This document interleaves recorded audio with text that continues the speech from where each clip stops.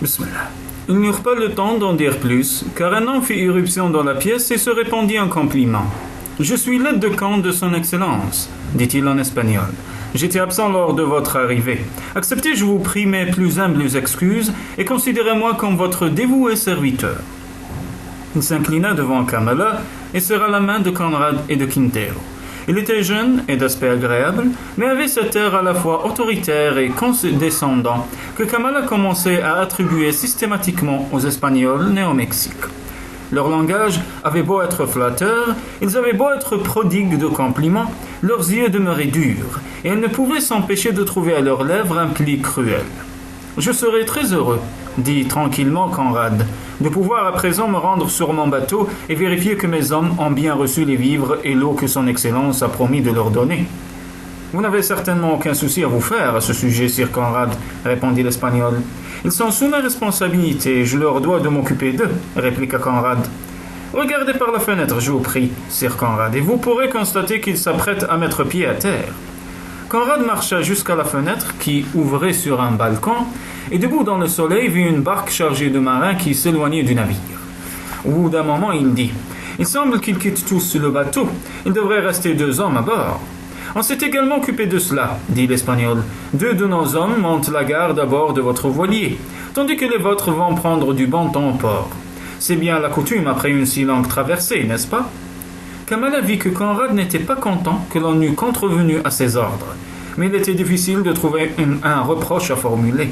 « Je suppose que mon valet se trouve parmi ceux qui sont sur cette barque, dit-il froidement, après un instant d'hésitation. J'aimerais la voir auprès de moi. Mais bien sûr, acquiesça l'Espagnol. Et puisque nous devons dîner avec son excellence, intervint le Sénor, peut-on nous apporter nos vêtements de soirée? On y a également veillé. Votre hospitalité est absolument extraordinaire, remarqua Conrad, mais sa voix avait un ton légèrement sarcastique. Nous faisons de notre mieux pour vous recevoir dignement, répliqua l'Espagnol. Elle regarda la pendule de bronze sur la cheminée et dit « Je suis sûr qu'à présent vous aimeriez voir vos chambres et vous reposer. »« Ce serait en effet une excellente idée, dit Kamala qui pensait à quel point Conrad avait peu dormi durant les jours de tempête. J'espère tellement voir demain vos étonnantes cactées et les oiseaux que le Sénor m'a décrits. Je suis sûr qu'ils sont merveilleux. »« C'est vrai, dit en souriant l'Espagnol, et j'espère bien avoir le plaisir d'escorter la Signorita si elle désire visiter notre belle région. » Il ouvrit la porte et Kamala sortit sur le balcon qui faisait le tour du patio. Elle était en marbre, frais au toucher, bien qu'à cette heure de la journée la maison fût étouffante. On entendait le bruit de l'eau qui jaillissait de la fontaine pour retomber dans un bassin de pierre sculpté de dieux et de déesses. Mais avant que Kamala ait eu le temps d'observer tout cela, l'Espagnol ouvrit une porte un peu plus loin. « Voici le salon, Sir Conrad, dit-il, que les invités logés de ce côté de la cour ont à leur disposition, et que vous utiliserez comme vous l'entendrez. Personne ne viendra vous y importuner. Vous pouvez être tout à fait tranquille sur ce point. » « C'est très aimable à vous, dit Kamala avant que Conrad pût parler. La pièce était semblable à celle qu'elle avait vue précédemment, haute de plafond, luxueusement meublée et très confortable. Votre chambre, Senorita, continua l'Espagnol, est la pièce voisine, et les 2 messieurs sont de l'autre côté. Vous trouverez des femmes de chambre pour s'occuper de vous, et vos vêtements ont déjà été apportés ici et déballés. Il était étrange, pensa Kamala, qu'il n'ait pas été consulté sur le choix des vêtements qu'il désirait. Mais il lui semblait grossier de se plaindre, et elle ne put que remercier de nouveau l'Espagnol. Elle entra dans la chambre, en jetant un coup d'œil rapide à Conrad, espérant qu'il comprendrait qu'elle désirait lui parler. Mais il ne la regardait pas, et parlait à voix basse au Sénor. Ce fut donc avec le sentiment d'être laissée à elle-même que Kamala entendit la porte se refermer derrière elle. Sa chambre avait d'imposantes proportions et là aussi on avait employé beaucoup d'or, particulièrement pour orner les montants du lit. Entouré d'une moustiquaire, il était surmonté d'un baldaquin sculpté de colombes d'or. 2 femmes de chambre attendaient pour aider Kamala à se déshabiller. C'étaient de jolies filles, à la peau sombre et aux grands yeux. Elle avait de belles dents, de longs cheveux et de petites mains fort peu efficaces. Elles se déplaçaient lentement et parlaient d'un ton presque langoureux. Toutes 2 portaient des vêtements mexicains. Elles avaient des jupons de satin jaune et le reste de leur toilette était fait de soie écarlate, brodée d'or et d'argent. Les manches et le corselet étaient de batiste bordés de dentelle. Kamala se rendait compte que c'était là un costume de paysanne, mais elle pensa que peu de paysannes devaient en porter d'aussi raffinés. Les jeunes indiennes parlaient l'espagnol, ou plutôt une sorte de dialecte assez difficile à saisir. Quand elle se fut déshabillée, Kamala se sentit fatiguée et n'eut pas le courage d'essayer de converser avec elle. Elle était étendue sur le lit, vêtue du délicieux chiffon qui lui tenait lieu de chemise de nuit. Les femmes de chambre la recouvrirent d'un drap de linan très fin, puis fermèrent la moustiquaire, baissèrent les stores et sortirent de la pièce. Derrière les fins rideaux blancs, Kamala avait l'impression d'être une nymphe enveloppée de brume. Elle avait presque le sentiment de se trouver dans un autre monde, un monde à part, et pourtant elle n'éprouvait pas de réel effroi. Conrad était tout près d'elle. Conrad était dans une chambre proche, et elle pria qu'ils puissent tous ensemble avoir une conversation après s'être reposés tous les deux. Elle s'endormit en pensant à lui, aussi ne manifesta-t-elle aucune surprise, quelques heures plus tard en le voyant près de son lit, juste derrière la moustiquaire. Elle apercevait ses larges épaules se découpant dans la lumière qui venait de la fenêtre. Il devait avoir levé les stores, car le soleil était maintenant beaucoup plus bas, et il semblait à Kamala entouré d'un halo d'or. Elle le regarda rêveusement, et il tira le rideau. Il avait fait si chaud que, dans son sommeil, elle avait repoussé le fin drap de linan, et son corps apparaissait sous la légère chemise de nuit. « Vous êtes belle, dit-il, enfin d'une voix rauque, bien plus belle encore que dans mon souvenir. » Elle vit une flamme soudaine dans son regard, rougit et avec un petit cri tendit la main pour saisir le drap et s'en recouvrir. « Je vous aime, dit Conrad, s'asseyant au bord du lit. « Je voulais vous voir, dit Kamala timidement. J'espérais que vous trouveriez un moyen pour que nous puissions nous parler. Ça n'a pas été chose facile, dit Conrad. J'ai dû escalader mon balcon et passer sur le vôtre. Surprise, elle ouvrit de grands yeux. Mais pourquoi ? Parce que le corridor est plein de serviteurs, dit-il, et j'ai pensé que bien que nous soyons frères et sœurs, il pourrait trouver surprenant que j'aille vous rendre visite avant même que vous soyez vêtus. Elle se tut un instant, les yeux pétillants de rire contenu. Oh, très peu vêtu. Kamala rougit de nouveau. Vous n'avez pas le droit de vous glisser dans ma chambre lorsque je ne m'y attends pas, dit-elle d'un ton accusateur. Vous êtes vraiment très belle, dit-il. De nouveau, sa voix était grave et elle comprit qu'elle le troublait. Elle lui tendit les mains, mais il recula légèrement. « Je n'ose pas vous toucher, dit-il. Si je le faisais, nous oublierions sans doute qui nous sommes, censés être. Kamala, il nous faut garder notre sang-froid. » « Qu'entendez-vous par là ?» demanda Kamala, voyant qu'il parlait sérieusement. « Je ne comprends pas réellement ce qui se passe, dit Conrad. Je voulais sortir pour parler à nos marins, mais les Espagnols ont rendu la chose impossible. Ils ne m'ont pas vraiment interdit de le faire, mais ils ont fait surgir de multiples obstacles. On était en train de leur servir un repas. Ils étaient loin de la maison. Et tout cela, avec une courtoisie telle qu'il était impossible de passer outre. Je ne comprends rien à leur attitude, dit Kamala.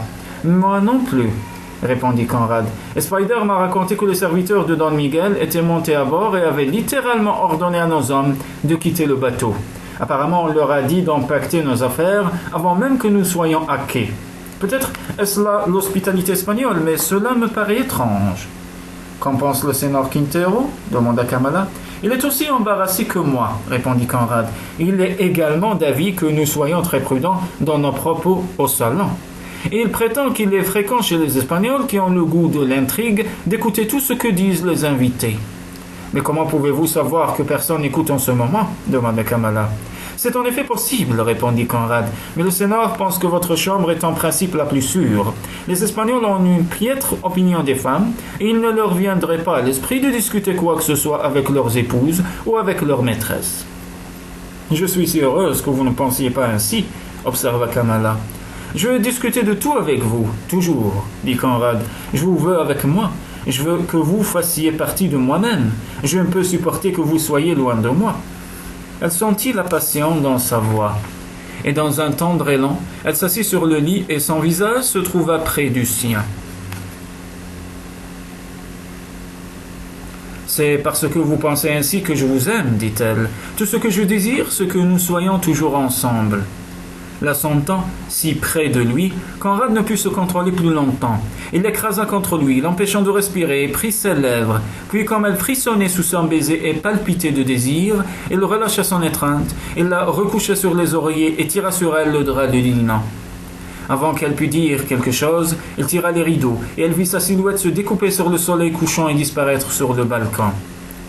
Elle attendit un moment, laissant se calmer les battements de son cœur, puis elle se leva et marcha jusqu'à la fenêtre, se rendant compte avec effroi des dangers qu'il avait courus pour arriver jusqu'à elle.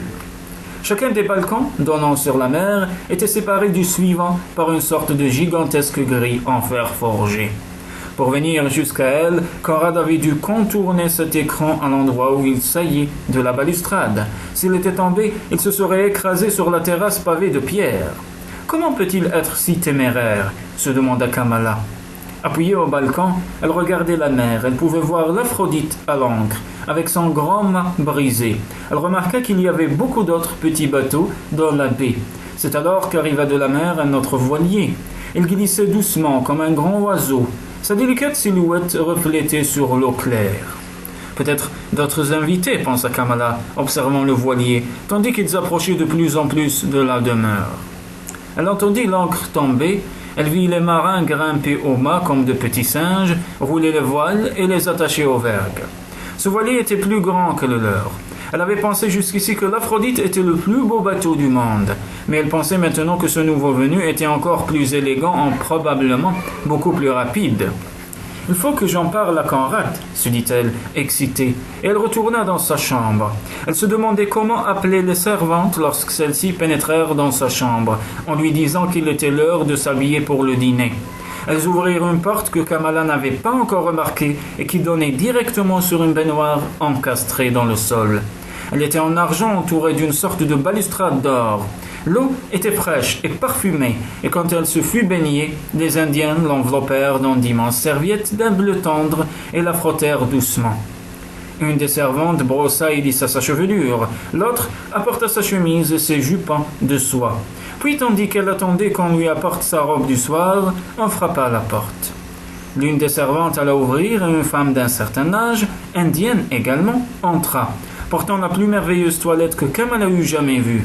Elle était de satin blanc, drapée et froncée, et autour du profond décolleté et sur les courtes manches étincelaient des pierres qu'au premier coup d'œil Kamala reconnut pour des diamants. Elle regarda de plus près, c'étaient en effet des diamants par douzaines et sertis de perles. « C'est pour vous, Senorita, un présent de son excellence, » dit la plus âgée des servantes en faisant une profonde révérence. « Pour moi ?» s'exclama Kamala. « Mais je ne peux vraiment pas accepter. » Elle se tut, se demandant si refuser un tel présent ne serait pas considéré comme une insulte. Elle sentait confusément qu'il serait maladroit d'offenser leur hôte, celui-ci étant certainement le type d'homme qui ne s'attend qu'à une soumission humble et reconnaissante de la part de ceux qui l'honorent de ses dons.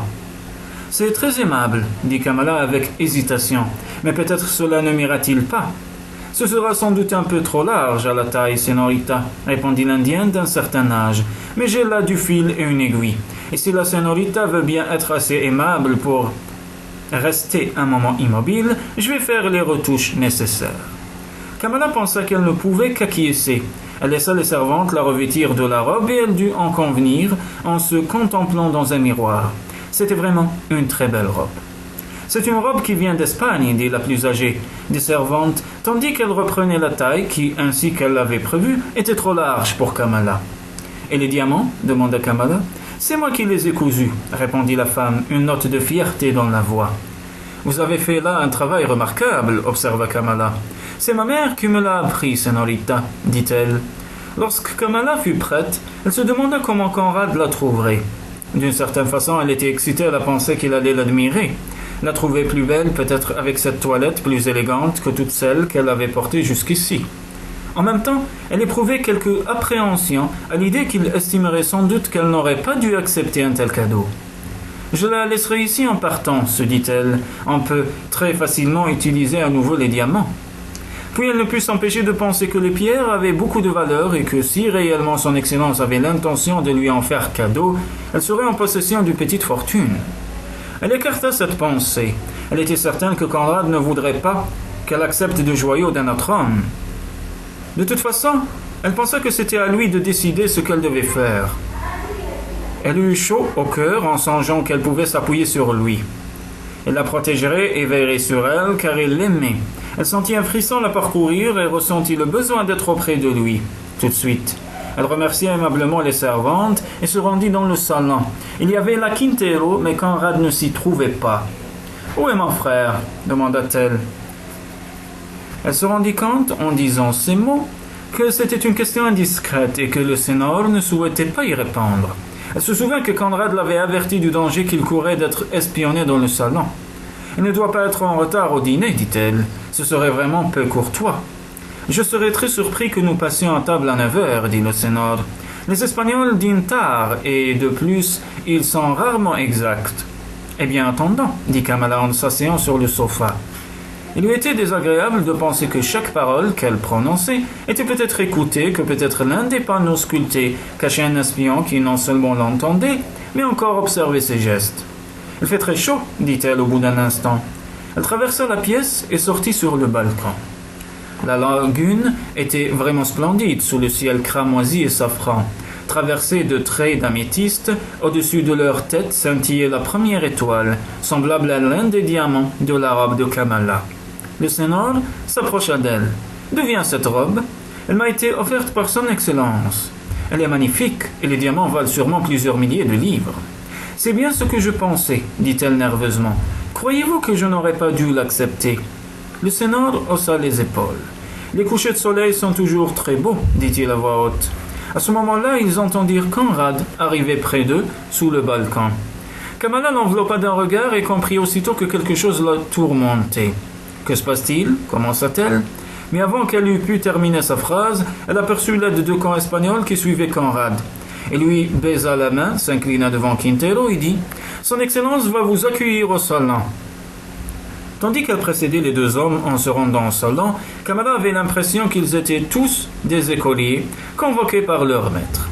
Don Miguel n'était pas encore là lorsqu'ils pénétrèrent dans la pièce où il les avait reçus lors de leur arrivée. Mais il fit son apparition 5 minutes plus tard, toujours vêtu de noir, mais portant cette fois une chemise blanche à jabot, dont les boutons de diamant avaient la taille d'un shilling. Il sembla à Kamala, tandis qu'elle plongeait dans une révérence, qu'il parcourait du regard la toilette qu'il lui avait offerte d'une manière qui la réduisait. Elle, à une quantité négligeable, et cela lui enleva toute assurance. Puis il s'adressa à Conrad d'un ton uni et conventionnel, affectant d'ignorer Quintero comme si ce dernier était indigne de son intention. Enfin, après avoir échangé quelques phrases banales, ils allèrent dîner. La salle des banquets était presque aussi impressionnante que la salle du trône. Ici, encore les murs étaient plaqués d'or et de magnifiques tableaux étaient accrochés aux murs dans des cadres sculptés. La table était recouverte d'une nappe de dentelle et d'ornements d'or incrustés de diamants. Tout était si beau que Kamala ne put retenir une petite exclamation. Don Miguel s'assit sur une chaise de cuir espagnol à haut dossier. Kamala était à sa droite, Conrad à sa gauche.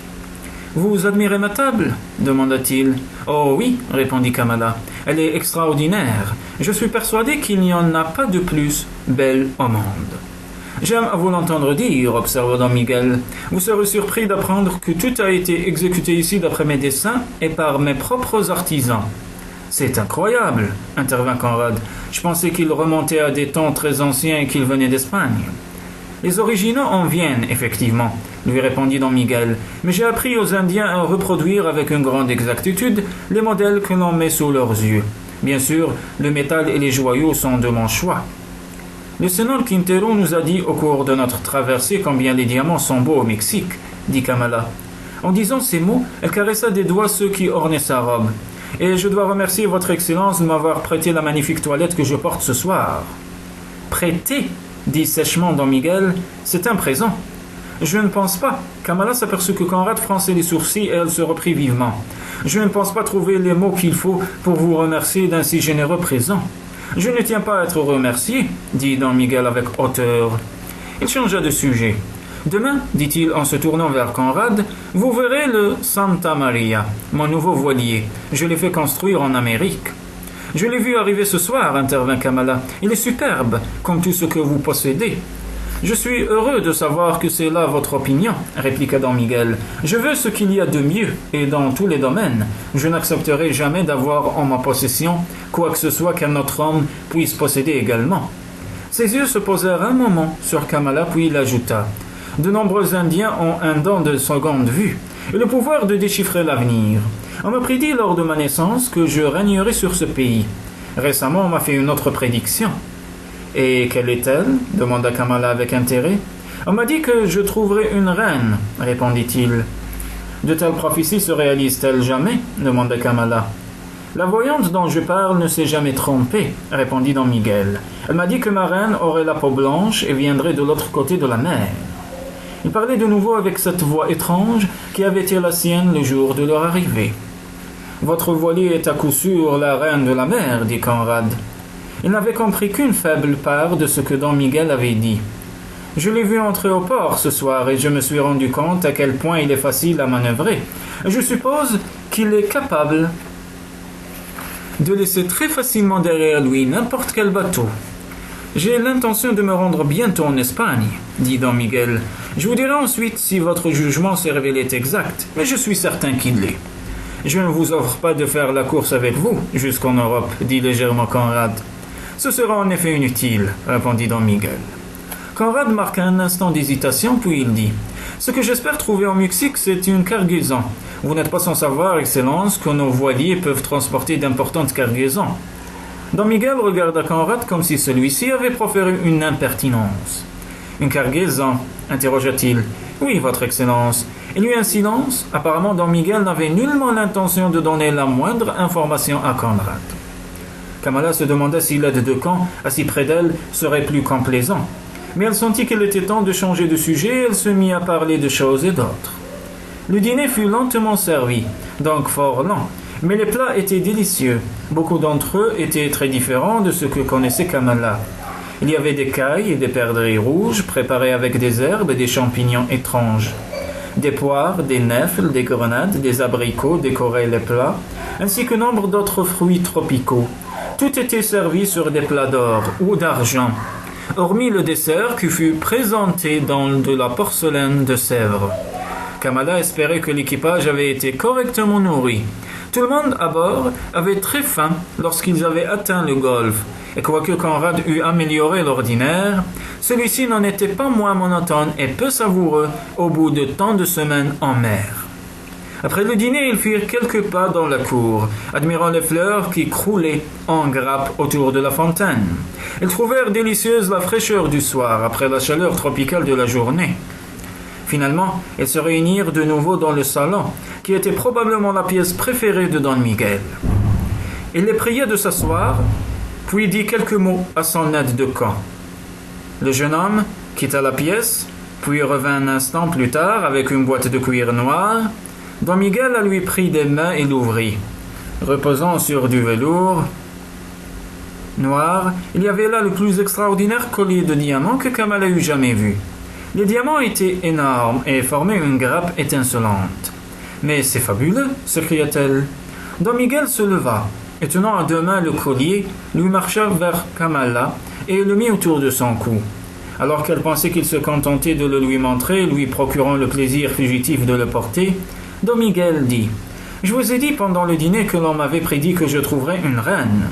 Cette reine, selon la prédiction de la voyante, viendrait de la mer et serait très belle. Je suis dès que vous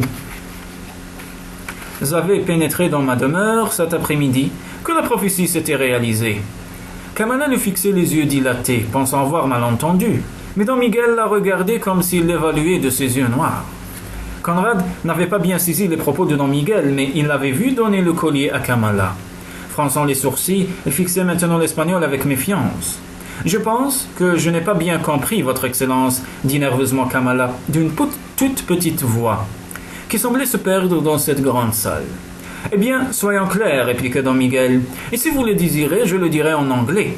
Vous serez mon épouse et ma reine. » Furieux, Conrad se tourna vers Quintero. « Que diable est-il en train de raconter ?» demanda-t-il. Quintero avait l'air embarrassé. « Il demande à votre sœur de l'épouser. »« C'est ridicule et c'est une insulte !» s'exclama Conrad en se dressant brusquement. « Une insulte ?» Les mots semblèrent se répercuter à travers la pièce et le ton de Don Miguel trahissait une fureur à peine contenue. « Non, non, ne vous mettez pas en colère !» s'écria vivement Kamala. Elle se leva et alla poser sa main sur celle de Conrad, pour le calmer. Puis s'adressant à Don Miguel, elle dit lentement en anglais afin que Conrad pût comprendre ses paroles. « Je suis extrêmement honoré, Votre Excellence, de cette demande en mariage, aussi aimable que flatteuse. Je vous en remercie, mais ne puis accepter d'être votre femme. Vous me refusez? La question exprimait la plus totale incrédulité, mais il sembla à Kamala que les mots contenaient une menace. Votre Excellence se rend bien compte que nous nous connaissons à peine. Ici au Mexique, chez moi, les mariages sont arrangés sans que les femmes soient censées avoir leur mot à dire. Don Miguel parlait de nouveau en espagnol. Kamala avait la sensation extrêmement pénible qu'ils se trouvaient tous en danger. Elle devinait que Conrad pouvait à peine se contenir et instinctivement, elle désirait maintenir la paix. Il ne fallait pas insulter Don Miguel car elle ne le pardonnerait pas. Je crois, Votre Excellence, que nous sommes tous fatigués ce soir. Nous pouvons-nous remettre cette conversation à demain? Mon frère est également mon tuteur, et comme je suis mineur selon la loi de mon pays, il m'est impossible de me marier sans sa permission. Je comprends, concéda Don Miguel. Nous allons donc, avec la permission de Votre Excellence, nous retirer dans nos appartements, dit Kamala. Il sera temps de discuter de tout cela demain. On ne peut prendre si vite une décision aussi importante. Quand j'ai décidé quelque chose, je le fais, dit Don Miguel. De nouveau la menace perçait sous les paroles, mais heureusement Conrad n'était pas à même de comprendre. Soyez patient, je vous prie, dit Kamala avec un sourire. Nous sommes reconnaissants à Votre Excellence de sa merveilleuse hospitalité. Et considérons comme un privilège d'avoir fait sa connaissance. Je suis également enchanté de votre générosité. Mais nous avons eu un voyage long et fatigant, et nous sommes épuisés. Un instant, elle eut l'impression que Don Miguel allait ajouter quelque chose, puis il marcha vers Kamala, portant la main de celle-ci à ses lèvres, et sans un regard pour Conrad ni pour Quintero, il quitta la pièce.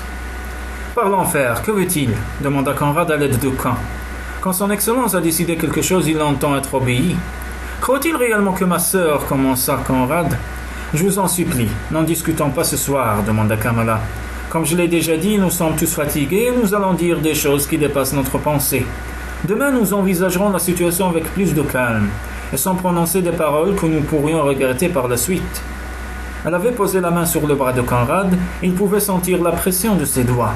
« Vous avez raison, dit-il, mais à l'expression de ses yeux, elle comprit qu'il serait difficile de l'apaiser. « Bonne nuit, Sénor, dit-elle à l'aide de Camp en faisant une révérences. Il lui ouvrit la porte et elle sortit dans le couloir où attendaient de nombreux domestiques. Ses servantes l'amenèrent à sa chambre, elle se laissa dévêtir et se mit au lit. Elle espérait que Conrad viendrait la rejoindre, comme il avait déjà fait, mais bien qu'elle reste un long moment éveillée, il ne parut pas. Elle finit par s'endormir, malheureuse et angoissée. Quand elle se réveilla, le soleil avait envahi sa chambre. Elle se leva et traversa la pièce pour aller contempler la lagune. Tout ce qui s'était passé la veille lui semblait être un rêve. Elle en était-ce un? C'était trop fantastique, trop absurde. De telles choses n'arrivent pas en réalité. Elle était absolument convaincue que leur hôte était fou. Mais cela n'arrangeait pas pour autant la situation actuelle. Le mât du voilier était cassé et il ne pouvait de toute façon prendre la mer sans provision. Elle était inquiète, effrayée, puis elle se dit qu'elle était sottement craintive. Conrad trouverait une solution, elle en était sûre, et quoi qu'il arrive, à présent, elle devait absolument l'empêcher d'avoir une discussion avec Don Miguel, qui pourrait avoir des conséquences imprévisibles et dangereuses. Elle perçut un mouvement sur le balcon voisin du sien et vit Conrad apparaître entièrement vêtu. Elle arracha vivement du sofa un grand châle brodé et s'en enveloppa. Puis elle sortit dans le soleil pour qu'il pût la voir. Il s'approcha de la balustrade et dit à voix basse, tout en laissant errer son regard sur la lagune, « Approchez aussi près que vous pourrez. » Kamala obéit, se penchant autant qu'elle pouvait par-dessus la balustrade.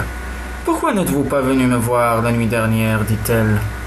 « J'en avais bien l'intention, répondit-il, mais j'ai trouvé des sentinelles à chaque extrémité. »« Des sentinelles » s'exclama Kamala.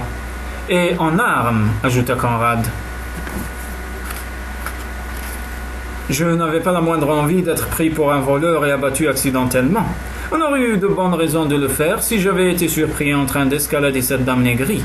Mais pourquoi des sentinelles ? Demanda Kamala d'une voix effrayée. Je suppose que c'est habituel. Après tout, il se peut qu'il ait des ennemis, mais je ne tiens pas à lui fournir une excuse pour se débarrasser de moi. Non, bien sûr que non, dit Kamala. Mais qu'allons-nous faire ? Je vais y songer sérieusement, répondit Conrad. Spider est en train d'essayer de découvrir ce qu'il est advenu de l'équipage. Je ne puis m'empêcher de penser que c'est intentionnellement que Don Miguel lui a fait quitter le bateau et l'a conduit à terre. Il nous est impossible de partir sans lui. Essayez-vous de me faire comprendre qu'en réalité nous sommes prisonniers, demanda Kamala. C'est possible, je l'ignore. Cet homme est un fou et il est amoureux comme un collégien. Il y avait dans sa voix un mépris que Kamala ne put s'empêcher d'attribuer à la jalousie.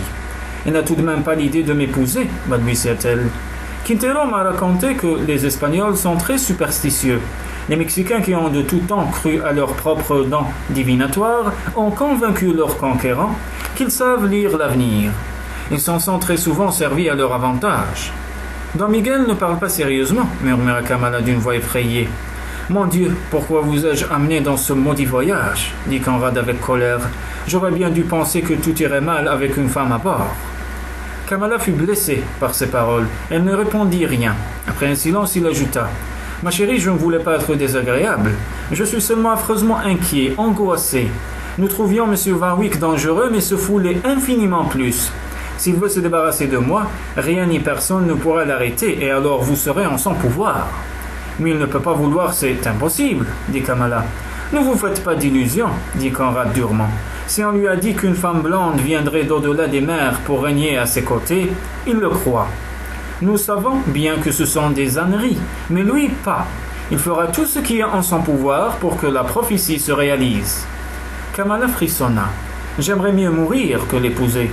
Il faut nous échapper, d'une façon ou d'une autre, déclara Conrad. Il se tut un instant puis continua. Il nous faudra beaucoup d'astuces pour déjouer ce plan. Cela sera peut-être impossible. Je vais commencer par discuter des modalités de votre mariage et gagner du temps. Je ne serai pas obligé de l'épouser, balbutia Kamala. Pas avant qu'il me soit passé sur le corps, dit férocement Conrad. Et elle savait qu'il pensait ce qu'il disait. Maintenant, allez vous habiller, dit-il, avec brusquerie. Il ne faut pas éveiller les soupçons. Il se détourna et rentra dans sa chambre, tandis que Kamala se retirait dans la sienne. Elle avait à peine achevé de s'habiller, une des servantes mettait la dernière main à sa coiffure. Lorsqu'on frappa à sa porte, l'autre indienne ouvrit et une femme entra alors dans la chambre, que Kamala considéra avec stupéfaction. C'était la plus belle créature qu'elle eût jamais vue. Elle avait des cheveux noirs coiffés très savamment, des traits parfaits, d'immenses yeux aux cils sombres, une bouche exquise et une silhouette qui n'avait rien à envier à une statue grecque. Elle regarda fixement Kamala, puis claqua des doigts, et les deux servantes sortirent précipitamment de la pièce, fermant la porte derrière elle. « Bonjour, dit Kamala, qui trouvait que le silence devenait embarrassant. Mon nom est Kamala Verian. »« Je le sais, répliqua la femme en espagnol. Je suis Josefa. » Sa toilette était somptueuse, recherchée, et avait dû coûter fort cher. Elle portait un collier d'énormes diamants, assez grossièrement monté, mais fait de pierres magnifiques. Et de longues boucles d'oreilles de diamants se balançaient à ses oreilles.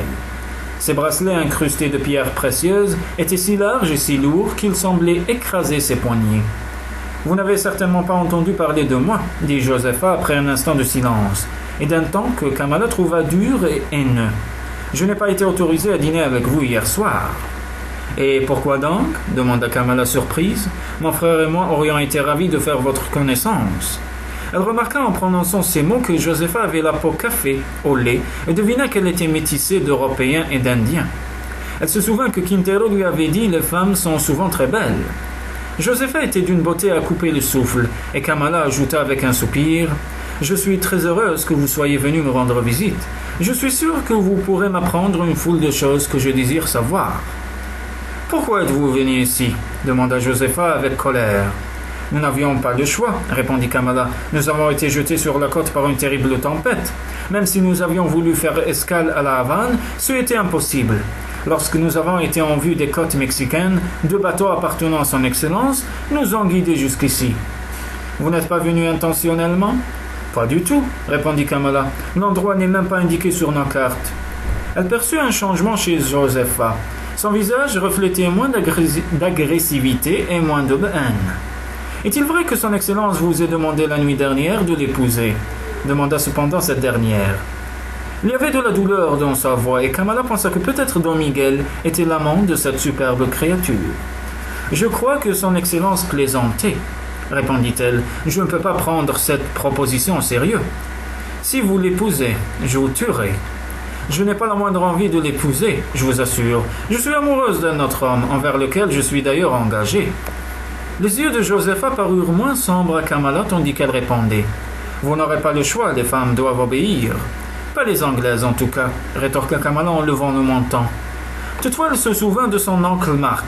Il ne lui avait guère laissé le choix, mais il lui fallait convaincre cette femme jalouse qu'elle n'était pas intéressée par Don Miguel. Vous ferez ce qu'il voudra, dit Josepha d'une voix sans timbre, et puis il me renverra. Non, non, dit précipitamment Kamala, il n'en fera rien. Je ne l'épouserai pas, je vous le promets. À ce moment, les derniers mots prononcés par Conrad sur le balcon lui revinrent à l'esprit. Aidez-moi, dit-elle. Aidez-nous à nous échapper. Ainsi, il ne pourra plus tenter de m'épouser. Vous aider à vous enfuir? Josepha, visiblement, n'en croyait pas ses oreilles. Comprenez-moi. Je vous en prie, dit Kamala. Nous n'avions pas la moindre envie de venir ici. Nous sommes en ce lieu par hasard et maintenant nous voulons partir. Mais notre bateau a été endommagé. Notre équipage débarqué et pour autant que j'en puis juger, nous sommes prisonniers. Josepha s'approcha d'elle. Un étrange parfum exotique enveloppa Kamala. Pensez-vous vraiment ce que vous dites? Demanda-t-elle. Jurez-moi sur la croix que vous dites la vérité. Je vous jure que mon frère et le sénor Quintero, qui nous accompagne, désirent partir, que moi aussi je désire m'échapper. Josepha regarda Kamala pendant un moment qui sembla à celle-ci interminable. Puis elle dit, « Je vous crois. Alors vous nous aiderez ?»« Ce ne sera pas facile, dit Josepha. S'il vous veut vraiment, il vous prendra. Il vous fera sienne. Il y a sûrement un moyen, dit Kamala avec désespoir. Je vais y songer, dit Josepha. Jurez-moi que vous ne lui direz pas que vous m'avez vu. Jurez. Elle tendit la main en prononçant ces mots et agrippa le bras de Kamala. Ses doigts s'enfoncèrent dans la chair délicate. Je le jure, dit Kamala, et je vous supplie de tout faire pour que nous puissions partir à jamais. Je vous aiderai, promit Josepha. Elle lâcha Kamala et traversa la pièce. Elle ouvrit la porte et sortit sans jeter un regard derrière elle. Kamala resta immobile, la suivant des yeux. Un soudain espoir envahit son cœur. Josepha souhaitait se débarrasser d'elle. C'était peut-être elle qui leur permettrait de s'échapper.